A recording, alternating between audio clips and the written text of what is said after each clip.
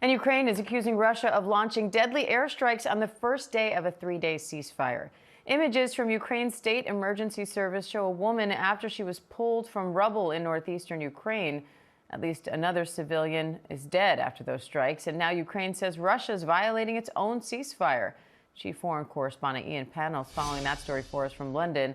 Ian, what more do we know about these strikes?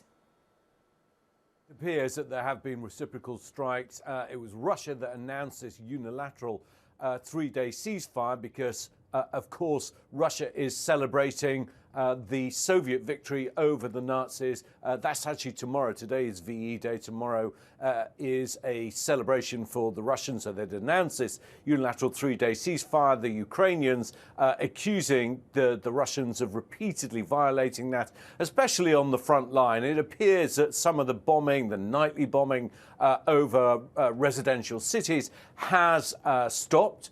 Largely at the moment, but on the front lines, the guns have certainly not fallen silent. Artillery, drones are continuing to fire. Russia accusing Ukraine of violating the ceasefire. Ukraine's foreign minister calling the whole idea farcical. So, Ian, Russia proposed this ceasefire. So what happens now? That's right, it did. And it proposed it really to suit its own purposes because it's got this huge parade that's taking place. President Xi Jinping of China, amongst other world leaders, will be attending. And of course, the last thing they want is air raid sirens going off and Ukrainian drone strikes at the same time. So they had suggested this. But for the Ukrainians and indeed for the United States, it just didn't go far enough. The Ukrainians have repeatedly said they're ready for a 30-day ceasefire. And this is something that the United States has also made clear that it wants.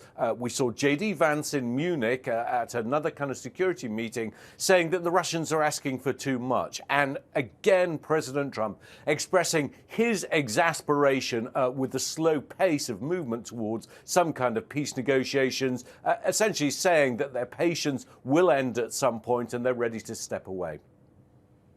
Ian Pannell, thank you.